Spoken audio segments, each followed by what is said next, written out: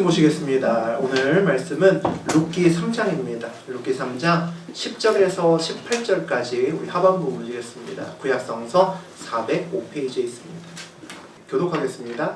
그가 이르되 내 딸아 여호와께서 내게 복 주시기를 원하노라. 내가 가난하던 부하건 젊은 자를 따르지 아니하였으니 내가 베푼 이내가 처음보다 나중에 더하도다. 그리고 이제 내 딸아 두려워하지 말라. 내가 내 말대로 내게 다 행하리라. 내가 연습한 여자인 줄을 나의 성 백성이 다 아느니라. 참으로 나는 기업을 부를 자이나 기업 물을 자로서 나보다 더 가까운 사람이 있으니 이 밤에 여기서 머무르라. 아침에 그가 기업 물을 자의 책임을 내게 이행하려면 좋으니 그가 그 기업 물을 자의 책임을 행할 것이니라. 만일 그가 기업 물을 자의 책임을 내게 이행하기를 구하지 아니하면 여호와께서 살아계심을 두고 맹세하노니 내가 기업 자의 책임을 내게 이행하리라. 아침까지 누워 있을지니라 하는지라.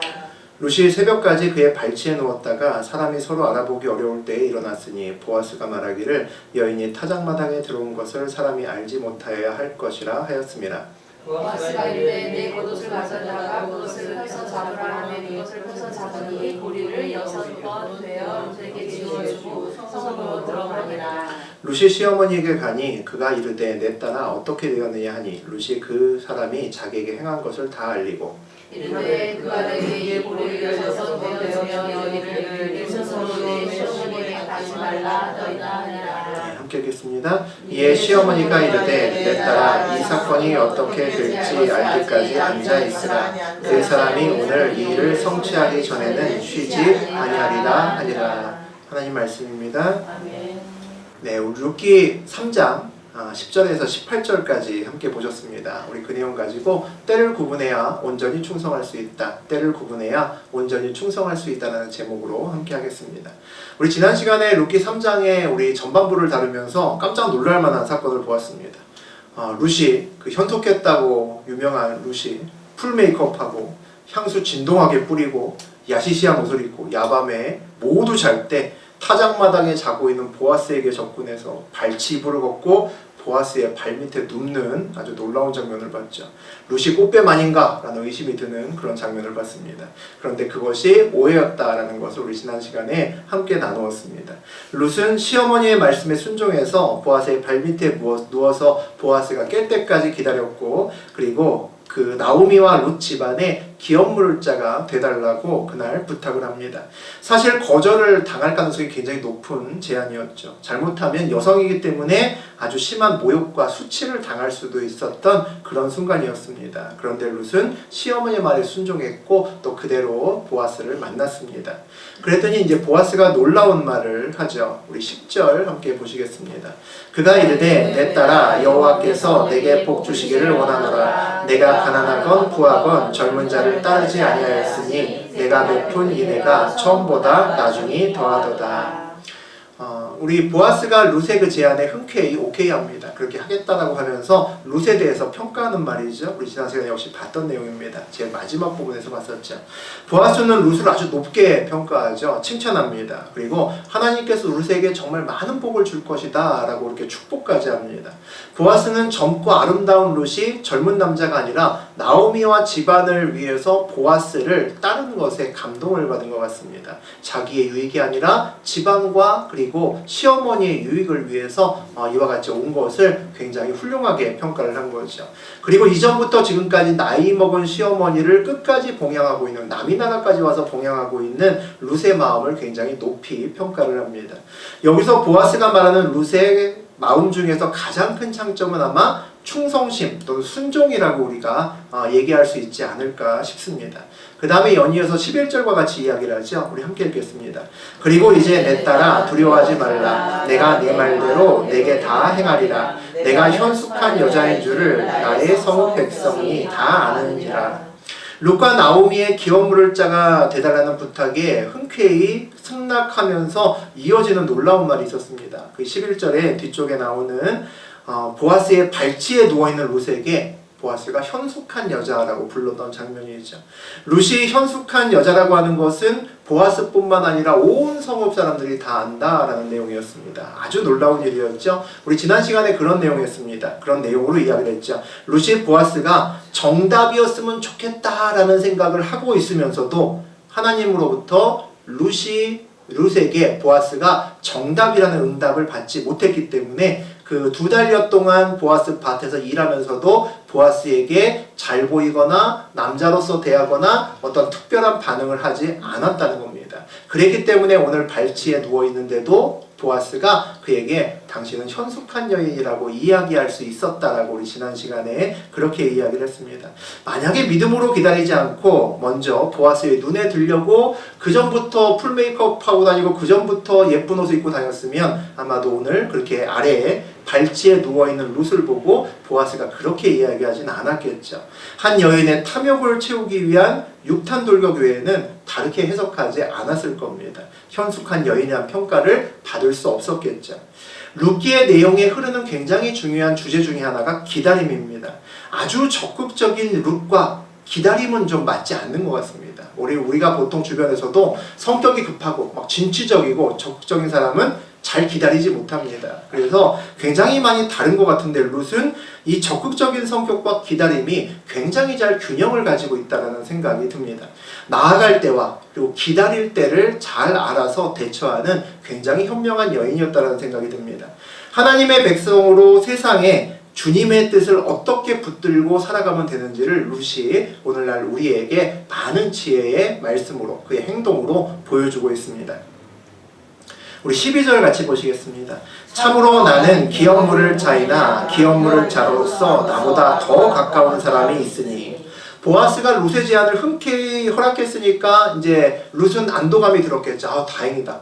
창피당하고 모욕당하고 수치당할 수도 있었는데 허락해줬구나. 역시 시어머니의 말이 맞았고 하나님의 뜻은 보아스에게 있구나 라고 생각을 했을 겁니다. 그런데 뒤이어서 엉뚱한 얘기를 하는 겁니다. 보아스가 뭐라고 얘기를 하냐면 보아스 자기보다 그 집안의 기업 물을 자로서 순위가 앞서는 사람이 있다는 겁니다.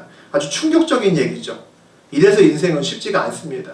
내가 생각하는 것 외에 돌발 변수가 나올 수 있기 때문이죠. 아마 룻도 나오미도 아마 예상하지 못했던 일일 겁니다. 보아스가 가장 가까운 줄 알고 있었는데 그보다 더 가까운 사람이 한 명 더 있었다는 거죠. 우리가 룻이라면 어떤 생각이 들까요? 여러분 어떤 생각이 드실 것 같습니까? 저 같으면 와 망했다라는 생각이 들 것 같습니다.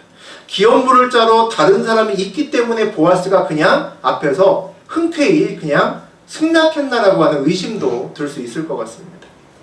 일단 룻은 보아스보다 더 가깝다는 그 기업 물을 자가 누군지 알 수가 없잖아요.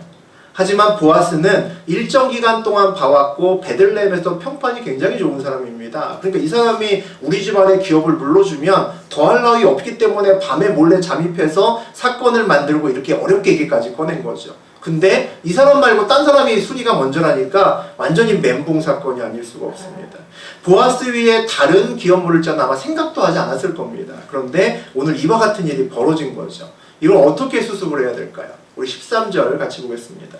이 밤에 여기서 머무르라. 아침에 그가 기업 물을 자의 책임을 내게 이행하려 하면 좋으니 그가 그 기업 물을 자의 책임을 행할 것이니라. 만일 그가 기업 물을 자의 책임을 내게 이행하기를 기뻐하지 아니하면 여호와께서 살아계심을 두고 맹세하노니 내가 기업 물을 자의 책임을 내게 이행하리라. 아침까지 누워있을지니라 하는지라. 보아스보다 더 가까운 사람, 그 사람이 기업 물을 자의 책임을 지겠다고 하면 내가 책임지겠소 라고 얘기를 하게 되면 보아스가 빠지겠다는 겁니다. 빠지고 그 사람이 책임질 수 있도록 하고 그냥 빠지겠다는 거죠. 하지만 그 사람이 만약에 나오미의 가정을 책임지지 않겠다라고 얘기를 하면 하나님께 맹세하건대 내가 책임을 질 테다 라고 오늘 룻에게 이야기를 하는 겁니다. 아주 쿨하죠. 아주 쿨한 얘기입니다. 보아스가 역시 아주 쿨가임을 우리가 알 수가 있습니다. 그런데 룻이라 그러면 애가 타지 않을까 싶습니다. 보아스밖에는 여태까지 생각하지 않았기 때문이죠. 아침까지 누워있을지니라 하는지라 라고 되어 있습니다. 룻이 잠이 올까요? 이미 자기가 얘기를 했는데 그것이 100% 받아들여진 줄 알았는데 지금은 어떻게 될지 아무도 모르는 상황으로 바뀌었습니다. 얘기했는데 답이 예스는 받았지만 그 예스가 정말 예스인지는 시간이 지나봐야 알 수가 있다는 거죠. 이 일을 어떻게 해야 될까 고민하게 될 수밖에 없는 시간입니다. 저 같으면 어떻게 했을까? 여러분 같으면 어떻게 했을 것 같습니까? 고민됐겠죠. 한 번 더 들이대? 라는 생각도 할 수 있었을 겁니다. 그 더 가까운 친척이 누군지도 모르지만 나는 그 사람 싫고요. 당신만을 원해요. 이렇게 한 번 더 못을 박아둘까? 그런 생각도 들지 모릅니다. 좀 더 매달려 볼까? 아니면 말까? 고민이 많이 되겠죠. 그런데 보아스가 답이 될 수도 있고 또 지금 알게 된 더 친하다고 하는 그 친척이 답이 될 수도 있고 또 하나님께 구체적인 응답을 받지 않았기 때문에 그 둘 모두가 답이 되지 않을 수도 사실 있는 거죠. 확신이 없는 얘기입니다. 어찌해야 될까요? 쉽지 않은 답안지에서 롯은 선택을 했는지 보겠습니다. 14절 보죠. 롯이 새벽까지 그의 발치에 누웠다가 사람이 서로 알아보기 어려울 때에 일어났으니 보아스가 말하기를 여인이 타작마당에 들어온 것을 사람이 알지 못하여야 할 것이라 하였습니다. 멘붕 사건에서 롯의 선택은 그냥 보아스의 말을 따르는 것이었습니다. 새벽까지 당연히 잠이 올 리가 없겠죠. 그 발치에 그냥 누워 있었을 겁니다.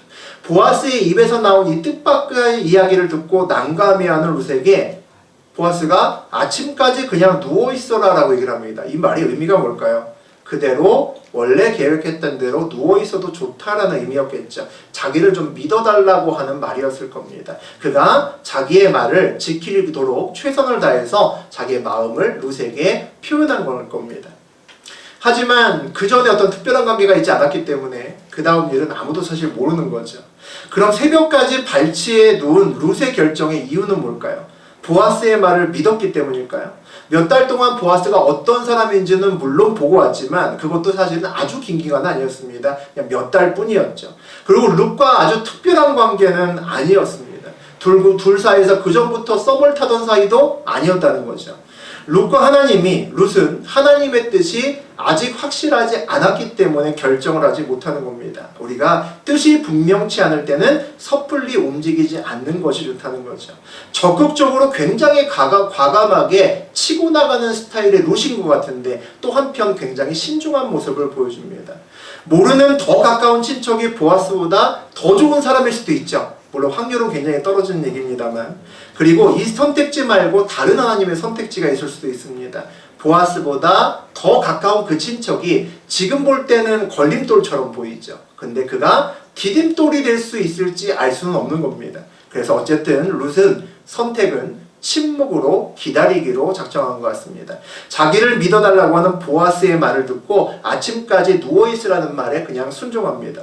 새벽까지 보아스의 발치에 누워있다가 사람이 얼굴을 알아보기 어려운 새벽에 일어났다라고 되어 있습니다. 그 이유가 오늘 14절에 보니까 여인이 타작마당에 들어온 것을 사람이 알지 못하여 할 것이라. 이게 보아스의 말이었습니다. 보아스가 롯을 걱정하는 겁니다. 이 타작마당은 전부 남자들, 일꾼들과 자기만 자고 있는 거죠. 이 타작마당은 남자들만 자는 곳입니다. 이곳에 야밤에 여자가 들락달락했고 그 여자가 누구인지를 알게 되면 그 여자가 좋지 못한 일을 당할 것이 분명하다는 거죠. 수치를 당하거나 모욕을 당할 수가 있기 때문입니다. 그래서 얼굴을 구분하지 못하고 여자인지 남자인지도 잘 알지 못할 때 그 깜깜한 새벽에 동트기 전에 가라는 거죠. 집으로 가라는 겁니다. 또 한 번의 따뜻한 배려입니다. 우리가 룻기를 읽으면서 보아스를 보면 야 저런 사람하고 결혼해야겠다 라는 생각이 들죠. 그 정도로 굉장한 배려심과 그리고 약속을 잘 지키는 아주 신실한 사람이 우리 보아스인 것 같습니다. 우리 15절 같이 보겠습니다. 보아스가 이르되 내 겉옷을 가져다가 그것을 펴서 잡으라 하매 그것을 펴서 잡으니 보리를 6번 대어 룻에게 지워주고 성으로 들어가니라. 보아스가 이제 떠나려는 룻을 붙잡고 겉옷을 피라 그럽니다. 그래서 겉옷을 폈죠. 잡고 있으라고 합니다. 잡고 있었겠죠. 그 다음에 거기에 보리를 6대박을 거기다가 이렇게 퍼줍니다. 뭐 정확히 여기서 얼마나 뒀다는 얘기가 없기 때문에 양이 얼마인지는 잘은 모르지만 개인적으로는 많지도 않고 적지도 않았을 겁니다. 룻이 혼자서 들고 가기에 조금은 힘겹지만 들고 갈 수 있을 정도의 충분한 양을 주지 않았을까 싶습니다. 왜 양식을 주었을까요? 믿고 기다리라는 보아스의 마음을 담아서 양식을 주었을 수 있겠죠. 그 다음 사건 보겠습니다. 16절, 17절입니다. 룻이 시어머니에게 가니 그가 이르되 내 딸아 어떻게 되었느냐 하니 룻이 그 사람이 자기에게 행한 것을 다 알리고 이르되 그가 내게 이 보리를 6번 대어주며 이르기를 빈손으로 내 시어머니에게 가지 말라 하더이다 하니라. 나오미는 역시 나오미도 잠을 못 자고 있었겠죠. 나오미도 밤새도록 나오미도 이제 룻이 언제 오나를 기다리고 있을 겁니다. 만약에 밤중에 일찍 왔으면 다 긁는 거죠. 얘기가 제대로 안 될 겁니다. 뭐 들켰을 수도 있고 얘기가 잘 안 풀린 거죠. 일단은 밤을 거의 지새우고 왔다는 얘기는 뭔가 일이 벌어졌다는 것일 겁니다. 기대감에 찼겠죠. 이제 룻이 보이자마자 시어머니가 나오미가 그러니까 묻는 겁니다. 어찌 되었냐? 어찌 되었냐 내 딸아? 바로 이렇게 묻기 시작합니다. 룻이 하룻밤에 있었던 그 이야기를 나오미에게 전했다라고 되어 있습니다. 그 다음에 내게 이 보리를 6번 되어주며 이르기를 빈손으로 내 시어머니에게 가지 말라 하더이다 하니라 라고 얘기를 합니다. 여기서 중요한 단어가 하나 나옵니다. 빈손이라고 하는 단어입니다. 나오미는 빈손 트라우마가 있는 여자입니다. 누가 빈손이라고 얘기만 해도 화들짝 놀라서 아마 눈물이 앞을 가릴 수 있는 그런 여성입니다. 왜냐하면 우리 룻기 1장에서 21절에서 그런 내용을 봤기 때문입니다. 우리 함께 읽어보겠습니다. 내가 풍족하게 나갔더니 여호와께서 내게 비어 돌아오게 하셨느니라. 이게 모압의 생활을 정리하고 어려운 발걸음을 토벅토벅 걸어온 나오미가 베들레헴에 들어서 한 말입니다. 내가 떠날 때는 가진 것도 꽤 많고 남편과 아들들과 함께 풍족하게 나갔는데 돌아올 때는 다 잃고 왔습니다. 그래서 비어 돌아왔다. 빈손이다 라는 거였죠. 과연 이 말을 보아스가 했는지는 잘 모르겠습니다. 왜냐하면 그 전절에 보아스가 룻에게 한 말은 그런 말이 없기 때문입니다. 그런데 중요한 것은 이 말이 이 빈손이라는 단어가 분명히 나오미의 가슴을 쳤을 거란 얘기입니다. 나오미에게 이것은 굉장히 큰 위로자 확신의 말에 해당이 되었을 겁니다. 무슨 확신이었을까요? 보아스가 정답이다? 그게 아니었을 겁니다. 그건 아직 모르는 거죠. 무슨 확신이냐면 그녀가 베들레헴에서 돌아와서 내뱉었던 그 말을 하나님이 들으셨구나. 내 말을 들으셨구나. 라는 것에 대한 확신이라는 거죠. 이것은 룻에게, 나오미에게 어마어마한 위로가 되는 말이었을 겁니다. 하나님이 나를 보고 계시는구나. 하나님이 나의 말을 듣고 계시는구나. 그거보다 우리에게 더 큰 위로는 없기 때문이죠. 하나님이 오늘 말씀하시는 겁니다. 너는 이제 빈손이 아니다. 다시는 빈손으로 돌아가지 않을 거다라고 룻의 입술을 통해서 나오미가 그 이야기를 듣는다는 거죠. 아무도 모르는 이야기일 것입니다. 이 아마 메시지는 룻도 알 수가 없고 나오미만 알아들을 수 있는 그런 메시지였겠죠. 그래서 우리가 평상시에 우리의 입술을 조심해서 여셔야 됩니다. 하나님이 우리의 말을 다 들으시기 때문입니다. 아마 그런 기억이 꽤 있으실 겁니다. 저도 그랬으니까. 무심코 투덜거리거나 무심코 내뱉은 말을 다른 사람을 통해서 또는 강대상을 통해서 성경을 통해서 들을 때가 있습니다. 그러면 깜짝 놀랐던 기억이 저도 있으니까 저도 여러분이 있으니까 여러분도 여러분 있을 겁니다. 그런데 우리가 깜짝 놀라는 그 순간을 들을 때 저는 눈물부터 나더라고요. 아마 여러분도 그러셨을 것 같습니다. 하나님이 살아계시는구나. 하나님이 나와 함께 계시는구나. 내 말을 들으시는구나. 그 생각을 하게 되면 그 순간의 어려움이 한순간에 날아가죠. 하나님의 임재가 느껴지면 내가 이것을 이길 수 있다라는 확신이 들기 때문입니다. 우리 18절 보시겠습니다. 이에 시어머니가 이르되 내 딸아 이 사건이 어떻게 될지 알기까지 앉아있으라. 그 사람이 오늘 이 일을 성취하기 전에는 쉬지 룻의 하룻밤 이야기를 겪은 이야기를 다 들은 나오미도 황당했을 겁니다. 일이 잘 됐을 거라고 기대하고 있었는데 잘 나가다가 삼촌보로 빠졌잖아요. 보아스보다 더 가까운 기업물을 자가 있다니 이건 정말 예상치도 못했던 일이었던 거죠. 그 돌발 변수가 생겼을 때 나오미의 판단은 놀랍습니다. 이 사건이 어떻게 될지 알기까지 앉아있으라라는 것이 그의 결단이었습니다. 나오미의 놀라운 문제 해결의 방법인 거죠. 이 결과가 나올 때까지 앉아있으라는 겁니다. 다른 말로 하면 더 이상 개입하지 말자라는 겁니다. 더 이상 개입하지 말자. 우리가 자격증 시험 같은 것들 볼 때, 뭐 요즘은 또 수능도 보지만 시험 준비하면서 걱정이 됩니다. 원하는 점수 나와야 될 텐데 떨어지면 안 되는데 누구나 시험을 앞두고서는 다 그런 걱정을 하죠. 그런데 시험 보고 나와서 점수가 나온다 오면은 걱정할 필요가 없는 겁니다. 그때는 기다리면 되는 기간이죠. 내가 걱정한다고 근심한다고 붙을 게 떨어지거나 떨어지게 붙지도 않습니다. 이미 점수는 다 나와 있기 때문이죠. 무슨 얘기냐면 내가 할 것은 다 했기 때문입니다. 근심은 그 점수를 바꾸지 못하기 때문이죠. 나오미가 그냥 기다리라는 것은 룻과 나오미가 할 수 있는 것이 여기까지다라는 것을 알았기 때문일 수도 있습니다. 그리고 이제 믿고 맡기는 일만 남았다라고 생각했기 때문일 수도 있죠. 우리에게도 이런 일이 있습니다. 우리가 원하는 어떤 결과를 놓고 열심히 일하면서 쫓아가다가 뜻밖의 변수가 생기면 우리도 당황합니다. 아, 이거 어떡하지? 이런 일은 정말 생각지도 못했는데, 그 변수가 만약에 결과까지 왔다 갔다 바꿀 정도라면 더구나 더 당황스럽겠죠. 그때 우리가 꼭 기억해야 되는 것은 그 변수가 하나님의 뜻인지 아닌지를 알아내야 될 그럴 필요가 있습니다. 문제 앞에서 우리가 누구나 다 알고 있는 사실 한 가지가 있습니다. 하나님 뜻을 따라가야 된다라는 거죠. 저나 여러분이나 모두 다 알고 있는 겁니다. 근데 문제가 있죠. 하나님 뜻이 어떤 건지 모른다는 겁니다. 이 길과 이 길이 있는데 하나님이 도대체 어디 계신지 잘 모르겠다는 거죠. 그때 이제 문제가 생깁니다. 그때 가장 어려운 것 중에 하나가, 판단하지 못할 때는 우리의 의지를 내려놓고 삼자처럼 빠져앉는 겁니다. 근데 이게 정말 쉽지가 않습니다. 내 문제인데 팔짱 끼고 강 건너 불구경하는 것은 정말 쉽지 않은 일이기 때문입니다. 내 집이 불타고 있어도 그냥 구경해야만 된다면 그것이 편할 사람은 아무도 없기 때문이죠. 내 의도대로 되지 않을 수 있는 변수가 생긴 상황인데 그저 지켜만 보라는 것은 힘든 상황입니다. 우리는 흔히 내가 이야기하지 않으면 나에게 불리한 결과가 올 것이라고 대부분 생각을 합니다. 그런데 정말 그럴까요? 제 인생길에서 보게 되면 제가 개입해서 일이 꼬일 때가 더 많았던 것 같습니다. 일이 그냥 흘러가도록 내비두었으면 더 좋았을 것을 제가 과도하게 개입해서 10분 갈 거리를 30분 돌아온 경험이 저는 더 많습니다. 여러분은 어떠신지 모르겠습니다. 오늘 이 사건에서 이 어디로 가야 될지 알지 못하는 또 돌발 변수가 낀 상황에서 나오미의 판단은 이 사건이 어떻게 될지 알기까지 앉아 있으라 했습니다. 이런 결정이 가능했던 또 다른 이유는 저는 빈손의 응답이 있었기 때문이라고 생각합니다. 하나님이 강하게 임재하신다는 느낌이 들었다는 거죠. 아, 하나님이 내 입술에 말을 고백을 들으시고 이 자리에 함께 계시는구나. 이 일에 주님께서 개입하셨구나라는 확신이 들었다는 겁니다. 하나님의 임재가 강하게 느껴지면 우리가 할 가장 첫 번째 일은 하나님이 어떻게 일을 하시나 지켜보는 겁니다. 그게 가장 먼저라는 거죠. 우리가 하나님과 동행하면서 어디까지 일하고 어디에서 손을 떼고 하나님의 일에 일하심을 봐야 하는지, 그게 중요합니다. 타이밍을 잘 맞춰야 우리가 돌아가지 않고 지름길을 걸어갈 수 있기 때문입니다.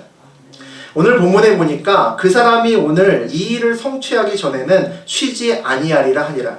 기업물을 짜로서 보아스에 대한 믿음의 표현일 수 있겠죠. 그 사람이 자기 일처럼 성심성의껏 열심히 할 거다라는 이야기입니다.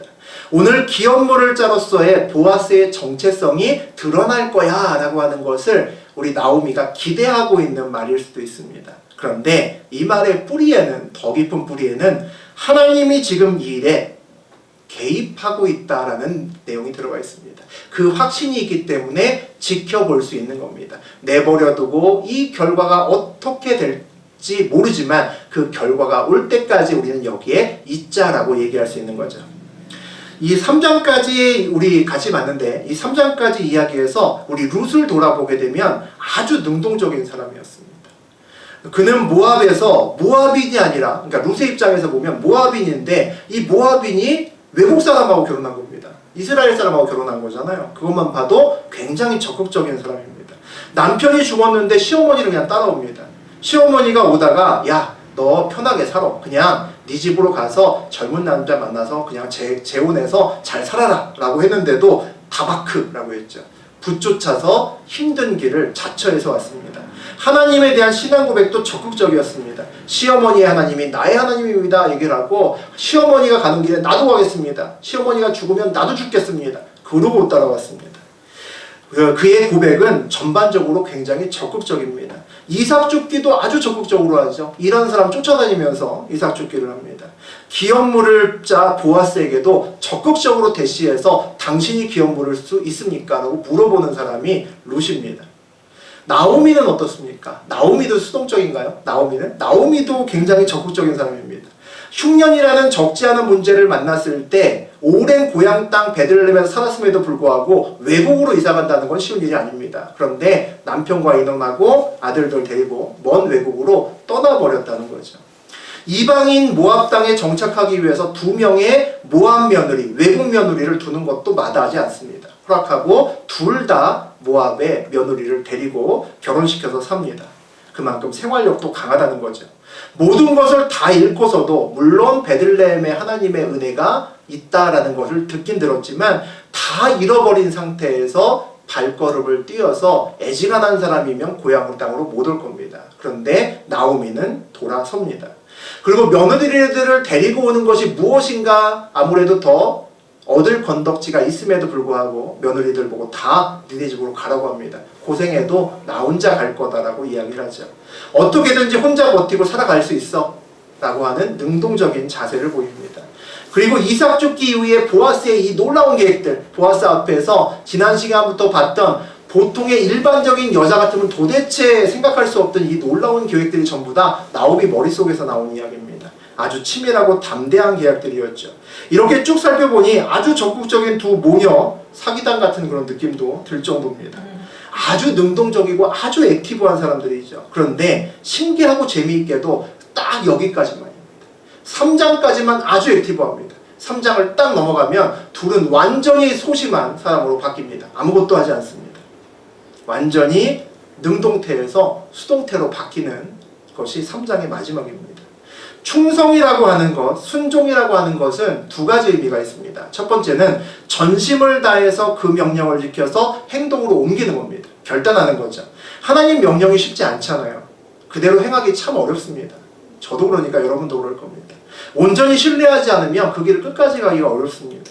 하나님은 상황하고 좀 많이 다른 그런 명령을 하실 때가 많거든요. 분명히 이 길이 맞고 이 길이 편안하고 남들은 다 길로 가는데 너는 저 길로 가 이럴 때가 있습니다. 아, 그런 마음이 정말 힘들죠. 그래도 하나님이 가라고 하는 길을 말도 안 되는 길인 줄 알면서도 하나님이 일로 간다, 가야 된다는 말이 확실하면 그 길을 우리는 갑니다. 가면은 막힌 듯 하나 뚫리고 닫힌 듯 하나 열립니다. 이게 사실은 말은 쉬운데 걷는 사람 입장에서는 외줄타기 같은 느낌이 드는 거죠. 근데 그 길을 완주하게 되면 하나님의 능력과 하나님의 방법이 무엇인지 우리가 배우기 시작합니다. 그 시간을 우리는 보통 광야를 지나가는 시간이라고 이야기를 합니다. 우리 히브리어가 이제 뭐 많이 아실 필요는 없는데 우리 지난 시간에 다바크 하나 배웠잖아요. 붙였다. 하나 더 우리 신앙인이라면 아셔야 되는 히브리어 중에 하나가 미드바르라고 하는 말이 있습니다. 그게 뭐냐면 광야라는 말을 히브리어로 미드바르라고 부릅니다. 근데 그 미드바르가 어원이 뭐냐면 다바르로부터 시작합니다. 이 다바르가 마라다입니다. 마라다가 다바르인데 그거를 조금 변형시켜서 만든 말이 광야라는 거죠. 미드바르입니다. 다시 말하면 미드바르 광야는 다바르가 있는 곳, 말씀이 있는 곳이란 말이죠. 그래서 광야는 하나님이 말씀하시는 곳이다라는 의미를 갖고 있습니다. 히브리어 원어의 의미죠. 광야를 지나본 사람, 어려움을 겪었던 사람은 아마 무슨 말인지 벌써 감이 오실 겁니다. 그래서 많은 사람들은 광야의 연단을 받는 중에 하나님을 만나고 하나님의 음성을 듣는다라고 이야기를 하죠. 우리의 믿음의 성장의 원천이 되는 것도 역시 광야입니다. 광야에서는 하나님도 말하지만 우리도 말합니다. 우리의 풍요로운 애굽에 있을 때는 하나님께 말하지 않습니다. 많은 사람들이 바로에게 말하고 많은 것을 갖고 있는 풍요로움과 말을 하고 거기에 말을 섞습니다. 하나님은 그곳에도 계시고 애굽에도 계시고 광야에도 계시지만 애굽에 계실 때는 계시지만 보이지 않고 애굽에서도 말씀하시지만 애굽에서는 우리가 하나님의 소리를 듣지 못합니다. 우리 눈에는 애굽의 풍요로움만 보이고 애굽의 풍요로운 소리만 내 귀에 울리기 때문이죠. 광야에 오고 나니까 믿을 것도 없고 의지할 것도 없고 아무것도 없고 풍요로운 것은 찾아볼 수도 없으니까 그때 비로소야 우리가 하나님을 찾기 시작합니다. 하나님에게 말하기 시작하죠. 그래서 인생의 광야는 나도 주님께 말을 거는 곳입니다. 그리고 그를 찾는 사람들을 하나님은 반드시 만나주십니다. 그리고 하나님을 만나게 되면 그때부터 내 귀가 열리고 하나님의 음성을 듣기 시작하죠. 충성과 순종의 두 번째 의미는 그 명령을 지켜서 기다리는 것에 있습니다. 나와 관계된 어떤 상황이 있는데 그곳에서 처분만 바라고 기다린다는 것은 정말 쉽지 않은 일입니다. 내가 할 수 있는 일이 있건 없던지 간에 내 운명을 내가 쥐고 흔들고 싶지 내 운명을 다른 사람 손에 맡기고 팔짱 끼고 서 있는다는 것은 정말 고통스러운 일이죠.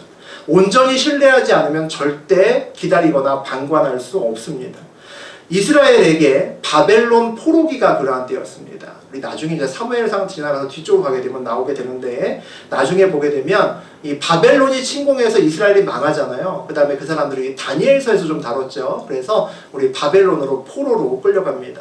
그 70년이란 기간이 있었습니다. 역사가 지나가니까 70년이라고 우리가 알지만 그 시간에 있었던 사람은 몇십 년인지 모르는 거죠. 해가 가고 계속 가도 계속 식민지, 어려운 곳에 있는 겁니다. 고향 땅으로 돌아갈 생각조차 할 수 없었다는 거죠. 그런데 하나님은 계속해서 구원해 주신다고 선지자를 통해서 말씀합니다. 그런데 시간이 지나가도 바벨론은 하나도 안 약해지는 거죠. 그 약속을 믿고 기다렸던 우리 아버지가 죽었습니다. 그런데 바뀐 것이 아무것도 없는 겁니다. 하나님은 계속 선지자를 통해서 기다리라 그러는 거죠. 이제 나도 죽을 날이 멀지 않았습니다. 그런데 여전히 바벨론은 강성합니다. 여전히 고향 땅으로 돌아갈 것 같지가 않습니다. 바뀐 것이 없다는 거죠. 그런데 하나님은 선지자 통해서 그래도 기다리라고 합니다. 하나님의 약속은 반드시 이루어진다라고 얘기를 하는 거죠. 여러분 같으면 어떻게 하시겠습니까? 믿을 수 있겠나요? 이것이 명령을 지키고 기다린다는 것의 의미입니다. 그래서 저는 하나님의 믿음에 대한 가장 적극적인 표현 중에 하나가 기다림이라고 생각합니다.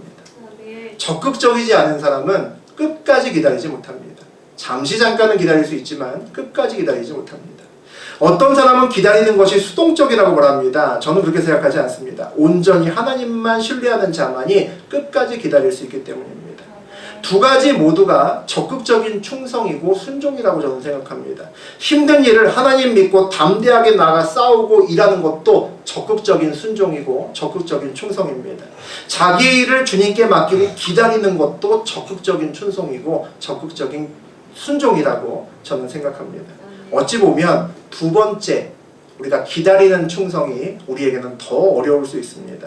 믿고 기다리는 것보다 더 힘든 순간도 없기 때문이죠. 그런데 나오미하고 룻은 어떻게 이렇게 기다릴 수 있었을까요? 그들 상황은 기다릴 수 있는 상황이 아니었거든요. 우리가 기다리라고 하면 제 상황을 지금 잘 몰라서 그러는데 어떻게 기다립니까? 라고 말이 여기까지 나왔다가 차마 뱉지 못하고 넘어가는 경우도 사실 있죠. 우리 룻과 나오미의 상황은 절대 기다릴 수 있는 상황이 아닙니다. 이삭 죽기 끝났습니다. 대책 마련하지 않으면 그들의 삶은 앞으로 계속 어려워지고 이곳에서 생명이 왔다 갔다 하게 될 그런 위기에 처할 것이 불을 보듯이 뻔합니다. 그런데도 룻은 이삭 죽기 하는 동안 보아스에게 잘 보이려고 화장하고 예쁘게 차려입고 다니지 않았습니다. 오늘 돌발적인 변수가 생겨도 더 나가지 않고 그냥 기다립니다. 나오미와 룻의 최종 결정은 놀랍게도 그저 기다리는 것으로 끝났다는 거죠. 어떻게 도대체 이렇게 기다릴 수 있을까요? 만약에 보아스를 믿었다면, 보아스의 말을 믿었다면 아마 룻과 나오미는 노심초사했을 겁니다. 이날부터 아마 잠 못 잤을 겁니다. 3장부터는 뜬 눈으로 밤을 새기 시작했을 겁니다. 그런데 하나님을 믿는 사람은, 신뢰하는 사람은 흔들리지 않고 잠 잘 자면서 기다릴 수 있습니다. 그 기다리는 시간을 즐길 수 있다는 거죠. 왜냐하면 그 기다리는 시간에도 하나님의 은혜가 있기 때문입니다. 오늘은 하나님의 은혜가 보리 6그릇의 은혜가 있었습니다. 보아스가 룻과 나오미를 위해서 그 기다리는 동안에 은혜를 주었다는 거죠. 그 은혜를 온 마음으로 붙들고 있으면 그 기간을 평안하게 보낼 수가 있습니다. 그 기간에 보리 6그릇을 붙잡는 것이 아니라 보아스의 은혜를 붙들고 있다면 마음이 힘들 겁니다. 내일 만나서 어떻게 할까? 내일 보아스가 그 사람들하고 만나서 기업 물을 자를 갖고 얘기를 할 텐데 보아스가 안 하면 어떡하나? 그 앞에 사람이 해버리면 어떡하나? 둘 다 안 한다고 하면 어떡하나? 그 생각에 며칠 밤을 잠을 못 잤을 겁니다. 그런데 그 기간에는 기업 물을 자의 은혜를 붙드는 시간이 아닙니다. 6그릇에 보리만 붙잡고 있으면 되는 시간이라는 거죠. 옛날에 며느리들이 시집살이 하면서 그런 얘기들 하죠. 뭐 요즘 우리 세대하고는 맞지 않고 우리 다음 세대는 더 맞지 않는 얘기지만 시집살이 하면서 눈 감고 3년, 귀 막고 3년, 입 막고 3년 우리 부모님 세대는 그렇게 사셨던 것 같습니다. 그렇게 살면 얼마나 힘들까요? 시집은 왔는데 안 본 것처럼 못 들은 것처럼 또 입도 막고 살면서 그렇게 살아야 시집살이를 한다라고 얘기했던 때도 있었습니다. 그렇게 살면서 며느리들이 무슨 기도했을까요? 우리 시어머니 언제 돌아가시나 그런 기도했겠죠. 그렇게 기다리면 끝까지 못 기다린다는 겁니다. 언젠가는 입이 터지고 언젠가는 눈이 뜨이고 언젠가는 귀가 열리기 때문이죠. 그래서 하나님께서 우리의 인생에 시간마다 붙들어야 될 은혜를 따로 주십니다. 때마다 주시는 족한 은혜가 반드시 있습니다. 저에게도 여태까지 있었으니까 여러분의 인생에도 반드시 있을 겁니다. 이삭 줍기 할 때는 한 에바의 은혜가 있었습니다. 그때의 은혜는 한 에바의 은혜로 만족하면 그 시간을 즐길 수 있습니다. 그때 한 달, 1년 먹을 거, 평생 먹을 걸 구하면 그 한 에바의 은혜를 즐기지 못합니다. 그 시간이 힘들게 넘어간다는 이야기죠. 룻이 한 에바의 은혜를 만족하고 즐겼기 때문에 이삭 줍기 하면서 보아스에게 잘 보이지 않을 수 있었습니다. 한 에바의 은혜를 주님이 준 것을 알았기 때문이죠. 그 시간을 그래서 현숙한 여인으로 기다릴 수 있었다는 겁니다. 한 에바의 축복에 만족하지 못했고 욕심을 냈으면 당연히 뭐 했겠습니까? 보아스에게 잘 보이려고 노력했겠죠. 그러면 문제가 생겼을 겁니다. 일이 어긋났을 거고 몇 달 기다리면 되는 것이 아니라 몇 달이 몇 년 되고 몇 년이 몇십 년 될 수 있다는 거죠. 오늘 룻과 나오미에게는 그녀들의 인생이 결정될 기업물을 자의 책임을 질 자를 누구를 선택하느냐가 눈앞에 있습니다. 이제 날만 밝으면 내일부터 그 일이 이제 벌어진다는 거죠. 그런데 오늘도 하나님은 룻과 나오미에게 보릿 6그릇의 은혜만을 허락하셨다는 것이 중요합니다. 그 허락하신 은혜 안에서 즐기면 그 시간을 평안하게 꿀잠 자면서 지낼 수 있다는 거죠. 그 보릿 6그릇의 은혜에 만족하지 못하고 보아스보다 더 가까운 그 기업물을 짜 그 일에 개입하면 어떻게 될까요? 일이 그르쳐진다는 겁니다. 연단이 길어지고 오랜 시간의 기다림이 기다리고 있다는 거죠. 그래서 인생의 성공은 잘 기다리는 데 있습니다. 잘 기다리려면 인내심을 많이 가져야 되는 것이 아닙니다. 그때그때 하나님의 은혜에 충실하고 그 은혜에 감사하면서 그 시간을 즐길 수 있으면 끝까지 기다릴 수 있습니다. 룻과 나오미가 한 에바의 은혜 가운데 있었을 때나 매일매일 이삭 줍기 하면서 2달 정도 있었을 때나 또 지금 기업물을 짜의 약속을 받고 보릿그릇 6그릇을 받았을 때하고 동일한 것이 있습니다. 모두 다 하나님의 은혜 가운데 있었다는 거죠. 그때그때 주신 허락하신 은혜를 붙드는 사람은 그 시간을, 그 기다리는 시간이 그렇게 힘들지 않습니다. 남들이 볼 때는 힘들어 보이죠. 저렇게 어떻게 사나. 옛날에는 많이 벌었는데 지금 얼마 못 벌잖아. 옛날에는 사업 크게 하더니 지금 못하네. 힘들겠다 라고 생각하지만 그 힘듦을 이길 수 있을 만큼의 한 에바의 축복, 때로는 6그릇의 보리의 축복이 하나님께 반드시 있습니다. 하나님께서는 언제나 족한 은혜를 주시기 때문에 그 은혜를 붙들고 있으면 남들에게는 어떨지 모르지만 지나가는 사람은 별로 어렵지 않습니다. 저도 그렇게 지나갔습니다. 그래서 우리는 우리 앞에 놓인 은혜의 크기가 아니라 그 은혜가 누구에게 오는지가 중요합니다. 이 은혜가 보아스에게 오는 것이 아니라 하나님께 오는 것을 믿을 때 우리는 평안할 수 있다는 거죠. 그 은혜가 사람에게 온 것이면 불안하죠. 근데 하나님께 온 것임을 확인하면 평안하셔도 된다는 겁니다. 오늘 나오미에게 배달된 보리 6그릇에는 하나님의 음성 메시지가 있었습니다. 우리 확인했죠? 열어보니까 빈손으로 돌아가지 않을 거야 라는 하나님 아버지의 따뜻한 말씀이었습니다. 아무도 듣지 못하는 메시지입니다. 아무도 동일한 말을 들었지만 아무도 감동받지 못하는 메시지에 나오미만 아마 펑펑 울었을 겁니다. 그 메시지는 지금 나오미와 룻 앞에 있는 작은 은혜들을 주신 것이 보아스가 아니라 사람이 아니라 나다라는 얘기입니다. 때를 구분해야 온전히 순전할 수 있습니다. 온전히 순종할 수 있죠. 우리의 사명 다하는 날에 착하고 충성된 종아라고 불리는 것이 우리의 꿈입니다. 우리는 때로 인생에서 빈손이 될 때도 있습니다. 저도 있었습니다. 여러분 인생에 그런 일이 없었으면 좋겠지만 그런 일을 지나오신 분들도 있고 혹시나 당하실 분들도 있을지 모릅니다. 전심으로 이삭 줍기에 때를 지나야 될 때도 있습니다. 거절의 두려움을 무릅쓰고 적극적으로 상황에 대처해야 될 때도 있습니다. 그러나 반대로 뒤로 물러서서 조용히 수동태로 기다려야 될 때도 있습니다. 기다린다는 것은 내가 아니라 하나님의 일하심을 온전히 봐야 할 때라는 거죠. 끝까지 기다릴 수 있는 사람은 하나님을 온전히 신뢰할 때 기다릴 수 있습니다. 그래서 기다림은 소극적이 아니라 믿음의 적극적인 표현입니다. 중요한 것은 우리가 적극적으로 상황과 싸우고 일할 때나 뒤로 물러서서 팔짱 끼고 기다릴 때나 변함없이 우리에게는 만족할 만한 주님이 정해주신 은혜가 있다는 겁니다. 그 은혜를 붙들면 우리는 어느 때나 기다릴 수 있습니다. 어느 때나 마음 평안할 수 있다는 거죠. 그 은혜를 붙들고 있으면 오늘 저하고 여러분에게도 하나님의 음성 메시지가 올 겁니다. 그 여러분만 들을 수 있는 하나님의 축복의 메시지가 반드시 올 겁니다. 하나님의 은혜를 즐기면서 하나님의 임재 가운데 살아가는 2020년 되시기를 주의 이름으로 축원드립니다. 아멘.